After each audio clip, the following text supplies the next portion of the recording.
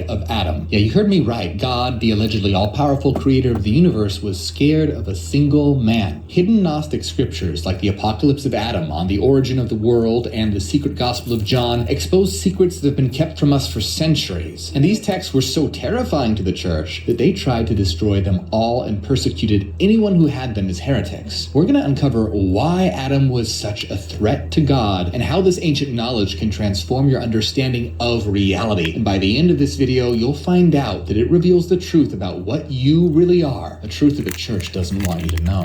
Have you ever felt like there's a deeper truth about your existence that you're not being told? Well, what if I told you that you have a hidden potential that's been deliberately kept from you? See, I'm an ex-Christian, and I was always taught that Adam and Eve's story was about disobedience and punishment. But when I left the church and started exploring these ancient books, I found a completely different story. See, the Apocalypse of Adam is a book that gives us a very different picture and tells the story from Adam's point of view. And in it, Adam reveals something huge. Are you ready? There are actually two gods, the true God of light and a false satanic god of darkness. The true eternal God, which is a mind of divine light and the foundation of existence, is hidden. The evil false god is the creator of the material world and none other than the God of the Bible. This book starts with Adam speaking to his son Seth. So I'm sure that you've heard of Cain and Abel, but Seth, who's Seth? Well, we'll get to that soon, and it's important and it ties everything together. But first, we need to know what Adam tells him. So Adam tells Seth about how he and Eve were originally beings of light, full of divine knowledge, and directly connected to the eternal higher realm of light. Adam said, "When God created me out of the earth, along with Eve, your mother, I went about with her in a glory which she had seen in the eon from which we had come forth. She taught me a word of knowledge of the eternal God, and we resembled the great eternal angels, for we were higher than the God who had created us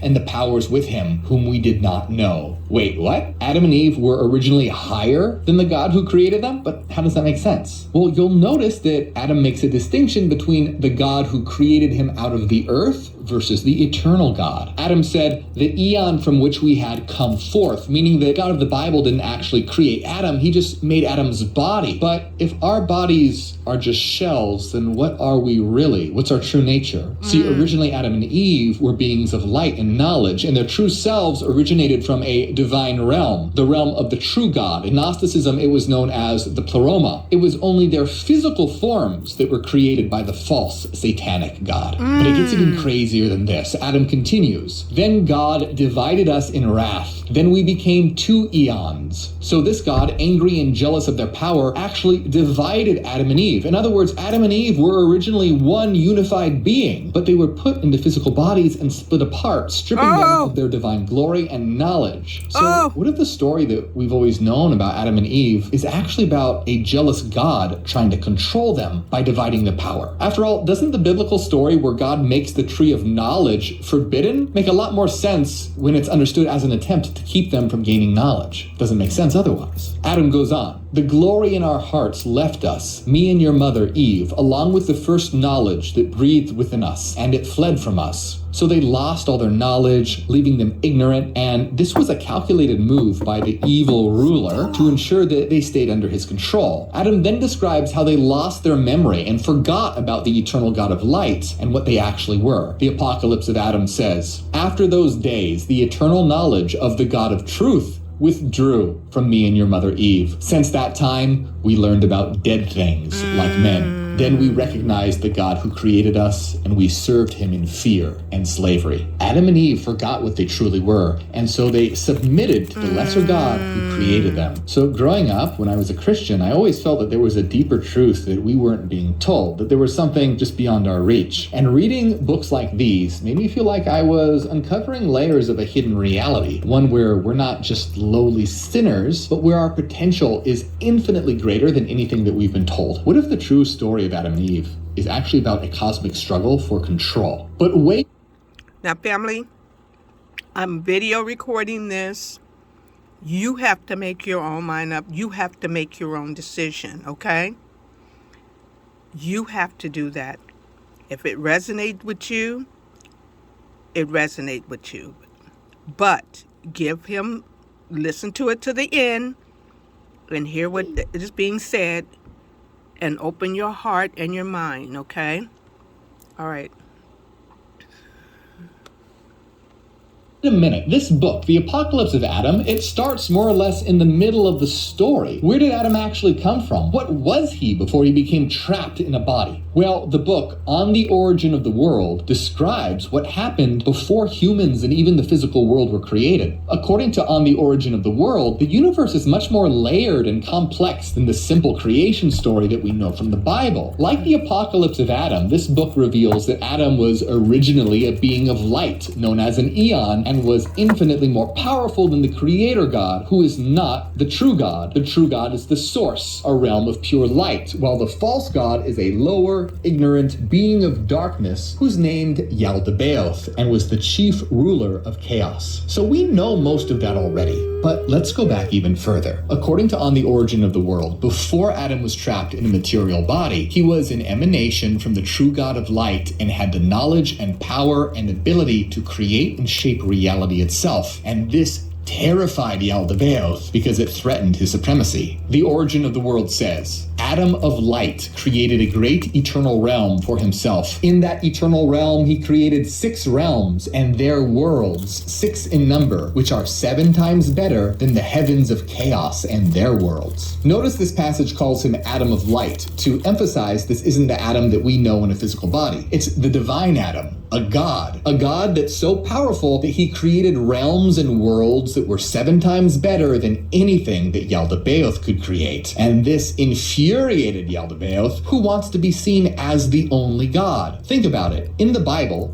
God claims that there are no other gods besides him, like in Isaiah 45:5, where he says, I am God, the only God there is. Besides me, there are no real gods. But On the Origin of the World tells a different story. Yaldabaoth is often called the chief creator, and he has dark servants known as archons. So when the archons see that Adam is a more powerful god, they laugh at Yaldabaoth. On the Origin of the World says, before Adam of light withdrew in the chaos, the authorities saw him. They laughed at the chief creator because he lied, saying, I am God, and there is no other God but me. When they came to him, they said, is this not the God who ruined our work? So this paints a very different picture from the Bible. Here, the authorities, or archons, are mocking Yaldabaoth because he claimed to be the only God. And they pointed out that Adam is clearly a far more powerful God that puts their creations to shame. So what did they do? They came up with a plan. On the Origin of the World continues. Yaldabaoth answered and said, yes, but if you wish that he not be able to ruin our work, come, let's create a human being from the earth to serve us, so that whenever this being sees his likeness, he may become enamored of it. Then he will no longer ruin our work, but we shall make those who are born from the light our servants through all the time of this age. The idea was that if Adam became trapped in the body, he would become so blind and forgetful and distracted by the material world that he wouldn't realize what he really was. And so the archons could then continue to trap more souls of light in bodies to enslave humanity. So according to this book, the creation of humanity wasn't out of kindness or love, but a move to control and manipulate. Now there's another forbidden book called the Secret Book of John, and this sheds more light on this. It says, Yaldabaoth's demonic forces envied the man. His understanding was far greater than that of those who had created him, and greater than that of the chief ruler himself. When they realized that he shone with light and could think better than they could, they took him and cast him down into the lowest depths of the material world. Yaldabaoth made Adam completely forgetful. So Adam's light and intellectual power were so intimidating that the rulers were driven by fear and envy, and they tried to suppress his potential by trapping him in the physical realm, causing him to forget his divine nature. Now, I want you to remember that the Apocalypse of Adam says that God divided Adam and Eve into 2 beings to divide their power. The Secret Book of John agrees with this as well, but what does that really mean? Well, Adam represents the power of the mind, while Eve represents something called epinoia, which is a bit like intuition and the ability of the mind to think about itself. So this division allowed Yaldabaoth to keep Adam and Eve from self-reflecting and realizing their divine nature, keeping them in a low state of consciousness. But hold on, let's go back, because here's where everything connects and brings you into the story. Remember in the Apocalypse of Adam, Adam is telling all this to his son Seth? Well, this is key. Normally you hear about Cain and Abel, so What made Seth different? Well, there's a darker story here. According to the secret book of John, Cain and Abel were the result of the evil God forcing himself on Eve. So they were born out of an act of violation and represented the flawed creation of Yaldabaoth. But Seth was different. Seth was the true son of Adam and Eve. Now, why is this so critical? Because Seth represents the union of Adam and Eve after they were divided. In other words, Seth had the power to reflect on himself and realize his divine nature. Well, what does this have to do with you? Well, after God flooded the world,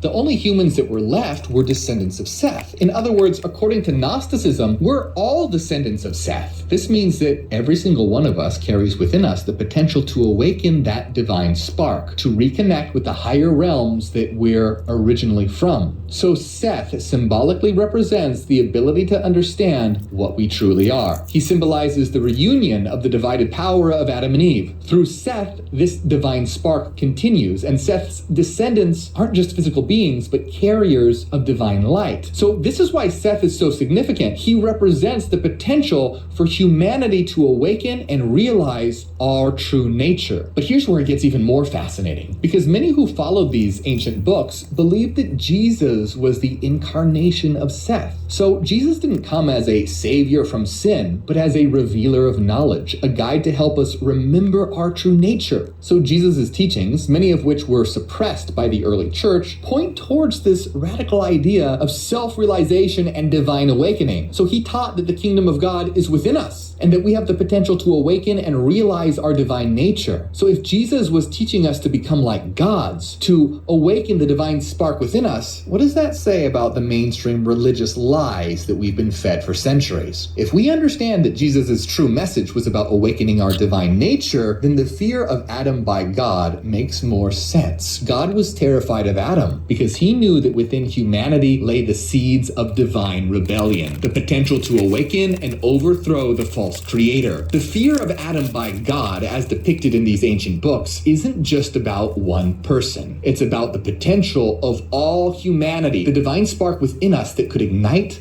leading to a mass enlightenment that would render the false god powerless. Now, if we accept that we have a divine spark within us, the question is, how do we awaken it? In the Gospel of Thomas, Jesus says, "When you know yourselves, you will understand that you are children of the living Father." This means that self-knowledge is the key to unlocking our divine potential. By truly knowing ourselves, we can realize our inherent divinity. In the Gospel of Thomas, Jesus also said, "If they say to you, 'Where have you come from?' say to them, 'We have come from the light, from the place where the light came into being by itself. We are its children." Now, it's critical to understand that these ancient books are metaphors and symbolic. These events didn't actually happen. They're stories to help us realize what we really are. Adam and Eve are depicted as beings of light, and this symbolizes the divine knowledge and connection to the higher realms that humans possess. They're a metaphor for divine connection. Now, Seth, as the son of Adam and Eve, represents our ability to self-reflect and discover that inner divinity. And Christ represents the activation of this inner divinity, Christ consciousness, a higher state of mind. So Yaldabaoth isn't actually the creator of the material world. Yaldabaoth represents ignorance and the obstacles that keep us from fully realizing our potential. So modern day Christianity can be seen as a tool of Yaldabaoth. It's a false light that has twisted the message of Christ and perpetuates the ignorance of our true nature, keeping us locked in bondage. The original message was one of self-realization and divine awakening. We're not meant to be Christians. We're meant to be Christ's. You're not just a mere human being. You are a being with divine potential, a spark of the eternal source that's capable of awakening to a higher consciousness and challenging all the falsehoods and lies that have kept you bound. You have within you the power to transform your reality, to break free from the chains of ignorance, and to become what you were always meant to be. A divine being, enlightened, powerful,